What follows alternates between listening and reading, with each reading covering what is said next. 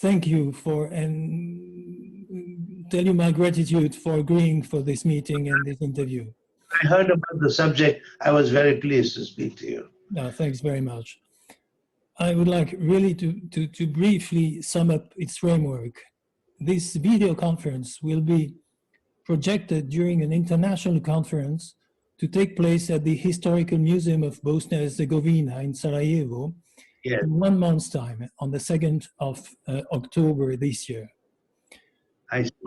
And the main topic of this conference is music and resistance. Its goal is to explore the role played by music in relation with the siege of the city by the Serbian military between 1992 and 95, and to try and understand if and how it helped to alleviate the sufferings of the population, to maintain its cohesion, and to give the inhabitants some hope in view of the dire conditions they were living in. On June 19, 1994, you conducted the Sarajevo Philharmonic Orchestra and Choir and a cast of internationally famous singers in a performance of Mozart's Requiem in the ruins of the City National Library. It's about this episode of your artistic and public life I would like to interview you. My first question goes and would like to explore the conditions in which this concert was organized. How come you decided to conduct these concerts? How did it happen? Was it your own initiative? Was it organized by other organizations? I will tell you. It was the initiative of Mario Draghi, an Italian impresario who was very famous until then to have organized the first 3 tenors concert. Mm-hmm. Everybody knew him, and we all took it very seriously. And I had to have special permission from the Munich Opera to have a leave of absence to do this concert. And he convinced 4 wonderful soloists, including Ruggiero Raimondi and Jose Carreras, Cecilia Gardia, etc. And I'm sorry, but I forgot the name of the mezzo. Illiko Komloshi. Who? Illiko Komloshi. Yes. Illiko Komloshi. Illiko Komloshi, yes. And they were all wonderful. We all went in the plane together from Ancona. And the aeroplane was called Flight to Nowhere. They didn't know whether they would come back. We were all dressed in this army transport plane wearing bulletproof jackets. Yes. And my wife was with us too. And we landed in Sarajevo, where I had been before in 1960, conducting the Sarajevo Orchestra. Really? So it was not the first time? My heart was in the former Yugoslavia in any case. In fact, I'm going to Belgrade again this December to raise money for their new concert hall. Mm-hmm. And Draghi convinced all of us, and there was no need to convince us too much because it was such a worthy cause. And of course, the revolution was still going on. And Sarajevo, being a city that embraced 4 different religions and lived in peace completely for centuries, they had never had any problems. The Muslims and the Jews and Christians and the Christian Orthodox, they all lived in complete friendship and peace. And we couldn't understand why this war was taking place. In fact, all through our 3 days or 4 days that we stayed there, the Serbs were on the hill and they had cut the siege. They had somehow agreed not to fire. Although on the afternoon of the concert, they killed an 11-year-old boy who was riding in a tram. And we were staying in a hotel with blackened windows, and we would hear shooting all night. Uh, but we felt quite safe, actually. We were protected well. And we met the president, Izetbegovic, who was the only person to come to the concert because the courtyard of the library was filled with bombed objects. So no public could sit there, except the president came with a few people. And we were very glad that the UN humanitarian committee recorded this concert for television and showed it all over the world to tell people what is going on and how these people are suffering. And this was in 94, I think in August. I'm not sure of the date, but it was really in the middle of the whole crisis and feud. And we were very well received because we did all our rehearsals in the Sarajevo Opera House, which was not bombed, luckily. And we allowed the public to come to all the rehearsals. So the public heard the performance as it was built up. And you must know that many people of the Sarajevo Philharmonic were killed in the revolution, and the chorus. So we had volunteers coming from Ljubljana, from Zagreb, to play in the orchestra as volunteers of the Sarajevo Orchestra. And the chorus members also came from other parts of Yugoslavia, of course, except Serbia. Of course, yes. And it had been organized by the UNO, by the international forces in Sarajevo. There were British troops. There was a General Rose, I believe, who greeted us and treated us very well. And you know, I'm a great friend of Yugoslav gastronomy. So even those difficult days, I ate very well there. And the World Cup was going on in America, the Football World Cup. So in the night, we would go into cellars of people's homes and watch the football match. It was a grotesque situation, I must say. But the people who came to our rehearsals, we thought they were coming to a real performance, and they didn't show any signs of fatigue or crisis or pain. They would tell us privately what they were going through. Our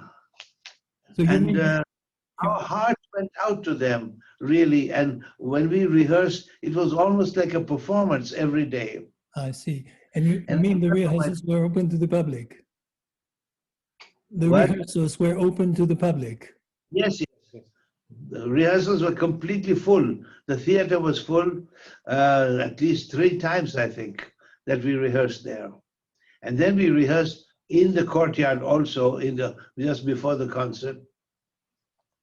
And the musicians and chorus, they played with all their hearts, and so the singers also. I remember my friend Ruggero Raimondi, who sang this huge bass solo, Tuba Mirum, with such expression and really, and what he was contributing spiritually. And we went there feeling that we have brought some sort of peaceful philosophy to them. May I ask you, what were your first words to the orchestra? What did you tell them first? Oh, first of all, I was very grateful that they came from Ljubljana and Zagreb, etc. And the Sarajevo musicians themselves were great to them, and they spoke the same language, and so fortunately. And the rehearsals were in great camaraderie. And I must say, I didn't hear any angry words against the Serbs, because they were all used to be one people. And hopefully they are friends again. And a few years after that, I took the Belgrade Philharmonic to Dubrovnik, to Croatia. And we had a duet from a Mozart Don Giovanni opera, sang by a Serbian baritone and a Croatian soprano. So even if people don't really believe in it, music has greater strength than you believe. And, you know, I did once a concert in Paris for UNESCO, where we had people from all over the world living in crisis performing together. I had an Israeli and an Arab pianist, an Israeli violinist playing a Beethoven sonata. And then we had the last movement of Beethoven's Ninth Symphony with people from all over the Europe that were living in crisis. And a Pakistani and an Indian musician played together, etc. And symbolically, this was very important because these musicians had no enmity between each other. They played as friends. Mm-hmm. And this was, I think, almost broadcast on television to show people that music has a greater power than you believe. Yes. Classical or jazz. Even pop music, because there were concerts of pop music in Sarajevo at the same time, or 2 years later. Yes. May I ask you, why Mozart's Requiem? Was it your choice? Well, we were playing to so many people who had given up their lives, so many members of the orchestra and the chorus to whom we were playing also. And recently we played in Florence and invited families of people that were killed, have been killed by the COVID massacre, by actually the Third World War, which is going on just now. Every country is suffering. Yes. You cannot imagine what's happening in my country, in India at the moment, with the COVID, with very little testing, and many millions of people who don't know that they are sick, because they don't know what it is even. So we are all crying at the moment. How impressive was it for you to perform in the rubbles of the National Library? I mean, it's such a symbolic place, the Well, city hall. Just as the Nazis burned Jewish books, Yes. the Serbs bombed a library in Sarajevo. And I'm sure they are sorry today. I'm sure. Because they are good people too. And I have my first performances of my life were in 1960 when I went to Yugoslavia on a tour, when I played in Belgrade and Sarajevo and Ljubljana, etc. So I'm very close in my heart to this entire area. Mm. So I did it with my heart. Yes. Sorry. We brought peace. Hopefully, we brought some peace inside. I don't know how long it took for the war to be over. I don't know. Yes. And the music, the concert was as much a musical event as a political one, with a very limited audience of public officials, as you said, and was broadly televised. Do you remember which political and international powers were represented at the party following the event? That's probably when you met President Izetbegovic. I can't understand you. Sorry. Do you remember which political and international powers were represented at the party following the concert? Could you share? You met probably President Izetbegovic at the time. Yes, I met the president, but there was no other foreign person there. I see. Okay. And do you remember what you spoke about, I suppose, about the situation of the city and the importance of the concert itself? The situation was so dire, nobody knew what was going to happen. You know, the war lasted 95 till 95. We were there in August 94. Nobody could tell what's going to happen. It was only after they all met with American help in Ohio, I think, Yeah, Dayton. later that they solved some sort of problems. And even today we read that refugees are stranded in Bosnia because they want to go across to Hungary and Hungary won't let them in. You know, this enmity is still going on. Sure. It's time it stopped, really. Really, yes, I do agree with you totally. There are Pakistani and Afghani refugees today in Bosnia. Yes. As I said, this interview is going to be projected in Sarajevo during our conference. It will be followed by a round table, including members of today's Sarajevo Philharmonic and choir. And some of them will have performed under your baton during this concert. But I wish them all my love. Fala lepo, dobar dan. Yes, that's what I wanted to ask you. What would you like to tell them? But you already answered. Not too much Serbo-Croatian just now, except what I said. Thank you, and how do you do? Wonderful. Speaking, may I just, I have two or three questions now because you have been very, very precise. I will be very short. Speaking about Nazis, in 1999, you organized a concert with the Israel Philharmonic and the Bavarian State Opera Orchestra at the doors of Buchenwald. So it seems really that remembrance and peace are really your main concerts in your public life and even in your artistic life. Could you tell us more about these concerts and all your feelings? Try once in a while to do something, to bring Israelis and Germans together to play Mahler's Second Symphony.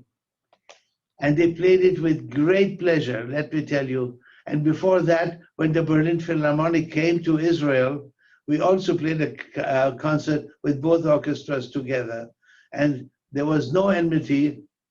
They played as colleagues, and the Israelis welcomed the Germans to Israel.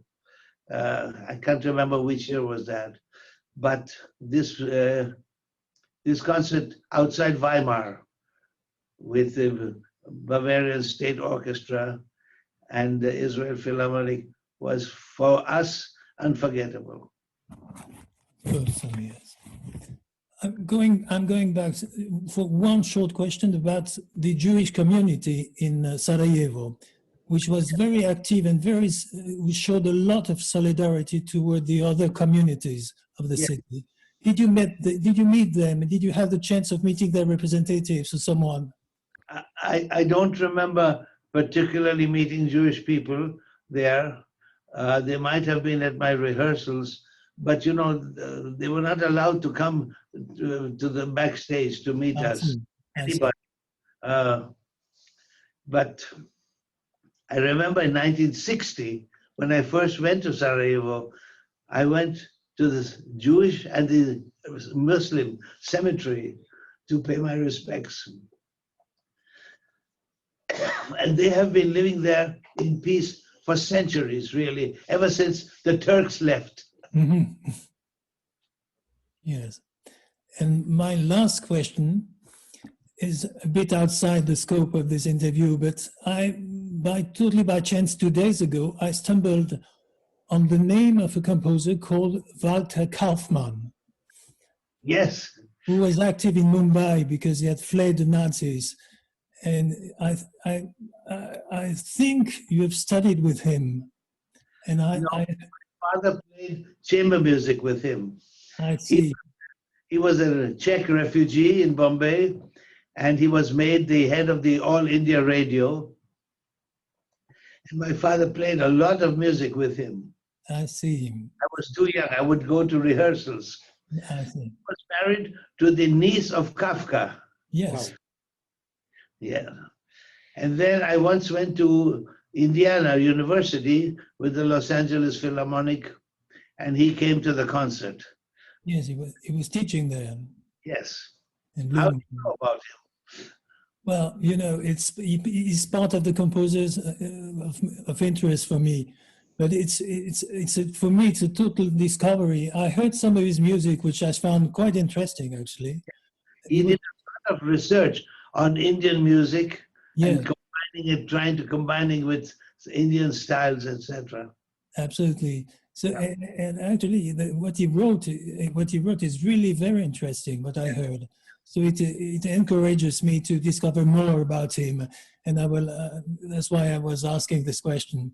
Yeah. Well, Thank you very Maestro, much. Thank you. It was a pleasure to speak to you. thank you very much, Maestro. Thank you for your time and your patience and your most interesting contribution. Bye bye. Grazie Amaury, grazie mille. Grazie We talk mille.